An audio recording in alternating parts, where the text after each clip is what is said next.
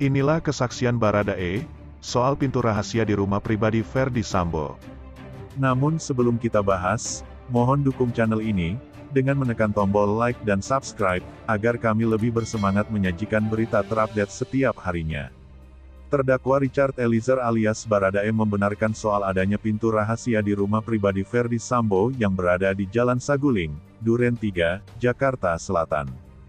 Kesaksian itu disampaikan Baradae ketika dicecar Jaksa Penuntut Umum JPU soal pintu rahasia saat mendalami mengenai alasan Baradae mengantar senjata api milik Brigadir J ke Ferdy Sambo melalui tangga belakang.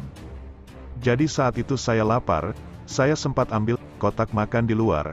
Jadi saya pas masuk itu udah blank, entah pikiran mau makan atau mau masukin senpi dulu tidak beraturan, kata Baradae saat sidang di Pengadilan Negeri Jakarta Selatan, Selasa, tanggal 13 Desember tahun 2022. Padahal, Baradae dinilai bisa menggunakan tangga di depan atau lift sehingga lebih cepat sampai di lantai 3.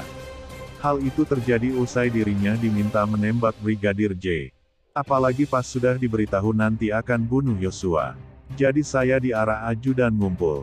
Saya pertama jalan dari situ, tapi saya pikir ini ada senjata. Jadi saya letakkan makanan saya di atas dispenser lalu saya naik lewat tangga dapur, sambungnya. Setelah menyinggung soal itu, JPU kemudian mengkonfirmasi perihal adanya akses lebih cepat menuju lantai atas melalui tangga belakang yang tersimpan di dalam rumah pribadi tersebut. Apakah saksi tahu lewat belakang itu tembus kemana? Tanya JPU. Tahu Bapak, karena ke lantai 4 itu turun, terus kalau kita standby kita cek ke atas, cek pintu, keliling jadi tahu di situ ada pintu, jawab Baradae. Lalu, JPU pun mulai menggambarkan bentuk pintu rahasia tersebut.